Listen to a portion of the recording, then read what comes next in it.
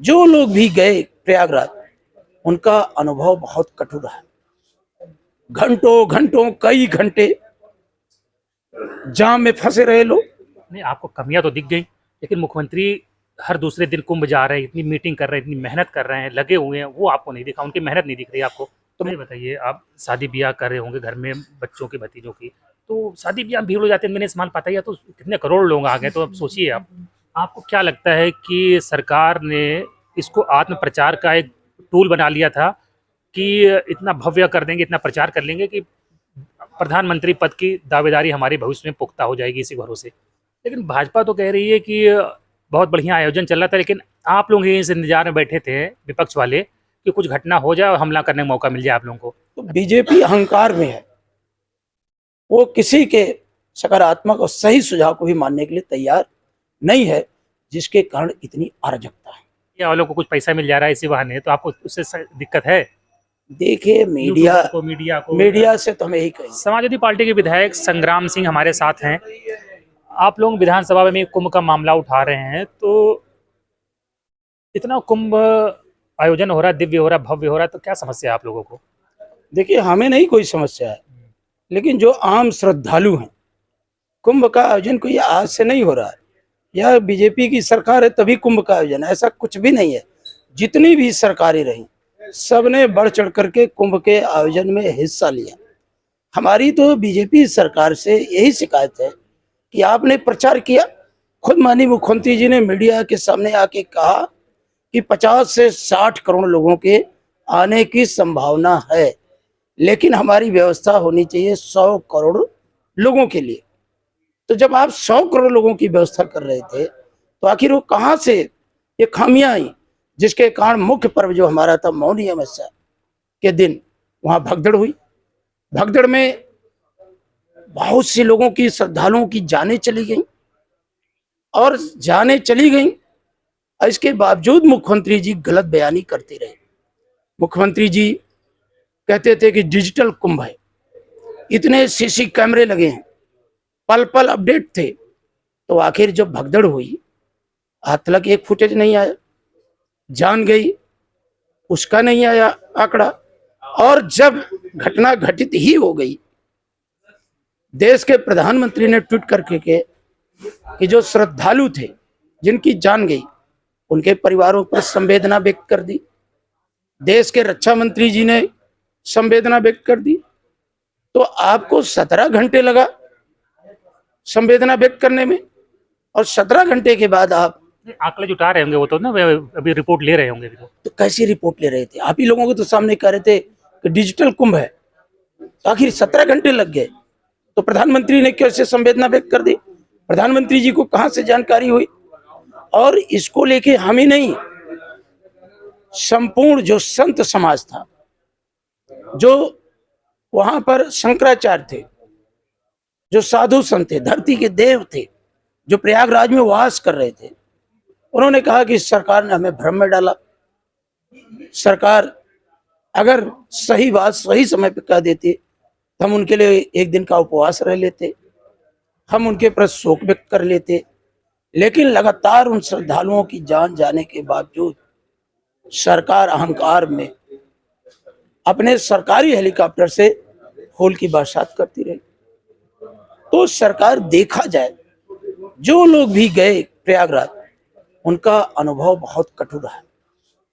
घंटों घंटों कई घंटे जाम में फंसे रहे लोग, और जाम में फंसने के कारण बहुत दिक्कतें आई।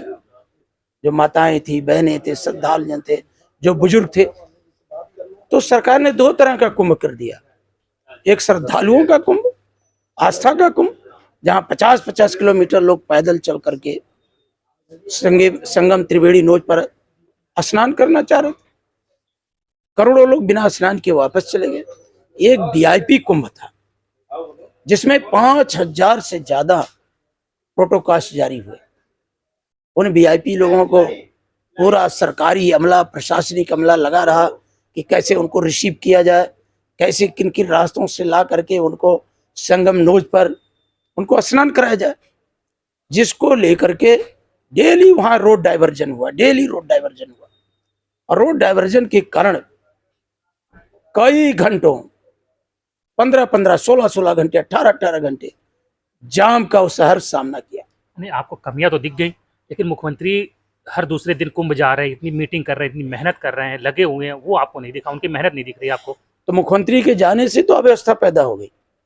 मुख्यमंत्री जी जो इतना ज्यादा दौड़ा किए कुंभ का, वही नुकसान हुआ। सारा प्रशासनिक अमला मुख्यमंत्री जी के आगे पीछे टहलता रहा। वो देख ही नहीं पाया कि मंगराबाद शाहपुर में क्या व्यवस्था की जाए, नवाबगंज में क्या व्यवस्था की जाए, नैनी के रास्ते श्रद्धालु जो आ रहे हैं उनके लिए कौन सा रास्ता सुलभ हो, सरल हो, उस रास्ते से उनको संगमनोद पहुंचाया जाए। सारा सरकारी अमला और इनके अनुभवहीन ऑफिसर मुख्यमंत्री जी को खुश करने के लिए, वीआईपी को खुश करने के लिए उनके इर्द गिर्द ही घेरा बना करके चल रहे थे। उन्हें आम श्रद्धालुओं से कुछ भी लेना देना नहीं था। अरे बताइए, आप शादी ब्याह कर रहे होंगे घर में बच्चों की, भतीजों की, तो शादी ब्याह में भीड़ हो जाती है, मैंने सामान पता ही है, तो कितने करोड़ लोग आ गए, तो अब सोचिए आप। देखिए, आपने इनविटेशन दिया था, यद्यप कोई परंपरा नहीं रही है इनविटेशन की। आपके मंत्री आप खुद जा जा करके बड़े बड़े लोगों को, देश के बाहर भी देश के अंदर भी सारे लोगों को निमंत्रण दिया, तो आपको तो कुछ तो आंकड़ा रहा होगा और आपने उसको सार्वजनिक भी किया कि 50 से 60 करोड़ लोग आने की संभावना है। और अपने प्रशासनिक अधिकारियों को आप संबोधित करते कहे कि लेकिन हमारी व्यवस्था 100 करोड़ लोगों को होनी चाहिए, तो आपकी व्यवस्था तार तार हो गई। आपने 2019 के अपने संकल्प पत्र में भी कहा था कि 2025 का जो महाकुंभ होगा हम विश्व स्तरीय सुविधा देंगे। क्या आपकी विश्व स्तरीय सुविधा यही है कि लोग एक एक दो दो दिन जाम में फंसे रह जाए, लोग भूखे प्यासे रह जाए, संगमनोद तक ना पहुंच पाए? आपको क्या लगता है कि सरकार ने इसको आत्म प्रचार का एक टूल बना लिया था कि इतना भव्य कर देंगे, इतना प्रचार कर लेंगे कि प्रधानमंत्री पद की दावेदारी हमारे भविष्य में पुख्ता हो जाएगी इसी भरोसे? देखिए, योगी जी की तो महत्वाकांक्षा है ही है, उनकी महत्वाकांक्षा इसमें कोई संदेह नहीं। और बार बार मेरा तो यही उनके कि वो हर हमारे धार्मिक त्योहारों को वो राजनीतिकरण कर रहे हैं, अपना बता रहे हैं, उसका वो पॉलिटिकल माइलेज लेना चाहते हैं। श्रद्धालुओं के जीवन से उन्हें, उनकी सुविधाओं से नहीं कोई मतलब है, उन्हें यह है कि उनकी वाहवाही कैसे हो, उनकी वाहवाही। इसी काम में 24 घंटा योगी जी लगे रहते हैं, जिसके कारण इतनी बड़ी अनियमितता और असुविधा श्रद्धालुओं के साथ हुई। लेकिन भाजपा तो कह रही है कि बहुत बढ़िया आयोजन चल रहा था, लेकिन आप लोग इस इंतजार में बैठे थे विपक्ष वाले कि कुछ घटना हो जाए और हमला करने का मौका मिल जाए आप लोगों को। अगर वो विपक्ष के सकारात्मक सुझाव को मान लेते, माननीय अखिलेश यादव जी ने भी महाकुंभ का आयोजन किया था। उस महाकुंभ के आयोजन में वो भी सबसे बड़ा मेला था, देश और दुनिया से लोग आए थे। प्रतिष्ठित, दुनिया का प्रतिष्ठित विश्वविद्यालय हार्वर्ड विश्वविद्यालय ने उस पर एक शोध प्रस्तुत किया और भरपूर सराहना किया और माननीय मुख्यमंत्री जी को इनवाइट भी किया। उस महाकुंभ के आयोजन के बाद हमने सारे संत, साधु संतों, अखाड़ों को देखा, उन्होंने मुख्यमंत्री जी को मंच लगा करके मुख्यमंत्री जी का सम्मान भी किया था। तो उनका अगर अनुभव था, वो अनुभव को साझा कर रहे थे, तो सरकार तो अहंकार में थी। सरकार खुद ही अपने को सर्वशक्तिशाली समझती है, खासकर मुख्यमंत्री जी। उनको विपक्ष का सुझाव भी अच्छा नहीं लगता, उसको विरोध के तौर पे देखते हैं। तो हम उनके लिए क्या कहें? वो कुंभ को राजनीतिकरण करके अपनी राजनीति चमकाने का एक बहुत बड़ा केंद्र समझ ले बैठे थे। एक आखिरी सवाल, 2013 में जब कुंभ आयोजन हुआ था तो रेलवे स्टेशन में भगदड़ हो गई, कुछ लोग मरे, आजम खान ने इस्तीफा दे दिया था, मेला मंत्री थे वो, उनकी देखरेख में हो रहा था। लेकिन इस बार कुंभ में भी भगदड़ हो गई, दिल्ली में भी हो गई, कोई इस्तीफा नहीं आया और कोई बड़ी कार्रवाई देखने को नहीं मिली। देखिए, हादसा हो जाना और उसके बाद दुख प्रकट करना घायलों से। जब उस समय 2013 में हुआ था, माननीय अखिलेश यादव जी स्वयं आए, मेडिकल कॉलेज गए, घायलों से मिले और उन्होंने दुख प्रकट किया। और उनके नगर विकास मंत्री जी मोहम्मद आजम खान ने अपना इस्तीफा भी, लेकिन ये लोग सत्ता के लोभी हैं। दिल्ली जैसी सुरक्षित जगह पे भगदड़ हुई, जाने गई, सही आंकड़ा तक नहीं देते। तो बीजेपी अहंकार में है, वो किसी के सकारात्मक और सही सुझाव को भी मानने के लिए तैयार नहीं है, जिसके कारण इतनी अराजकता है। भीड़ तो अभी भी आ रही, पहले तो माघ स्नान के बाद, माघ पूर्णिमा के स्नान में भीड़ खत्म हो जाती थी। इस बार तो लग रहा है कि अभी जैसे रोजी मौनी अमावस्या का स्नान हो रहा है, भीड़ बराबर आती थी। भारत सभी धर्मों का आदर करता है, ऐसा देश है हमारा। और आप तो वहां गए थे, देखे होंगे, नदियों का मिलन है। जो सबसे बड़ी खूबसूरती है प्रयागराज की, यही तो है कि नदियों का मिलन है। गंगा का जमुना का, जमुना का गंगा, तीसरी आदर्श धारा सरस्वती की है। ये तो प्राकृतिक मिलन है ना। इसमें बीजेपी का क्या है? बीजेपी क्या? बीजेपी पर झूठा प्रचार करती है। ये 144 साल वाला जो प्रचार हुआ, क्या लग रहा है उसका इफेक्ट है कि पब्लिक चली आ रही, पूरा देश चला आ रहा है? देखिए 144 साल बाद हुआ कि क्या क्या हमारी जो परंपराएं रही हैं, जो हमारे संत लोग हैं, कुंभ कब कब आता है, महाकुंभ कब आता है, ग्रह नक्षत्रों के जो मेल मिलाप है, उसके बारे में तो वही संत। अब बीजेपी को कहां से क्या जानकारी हो जाती है? तो बीजेपी का काम है झूठा प्रचार करना। हवा में हवा चलाती है। प्रचार जीवी। हाँ, प्रचार जीवी है, प्रचार जी। मॉल में तक में तो कुंभ का प्रचार करा रही है। मॉल में कुंभ, कहीं भी जाके देखिए, चारों तरफ मीडिया वालों को कुछ पैसा मिल जा रहा है इसी बहाने, तो आपको उससे दिक्कत है?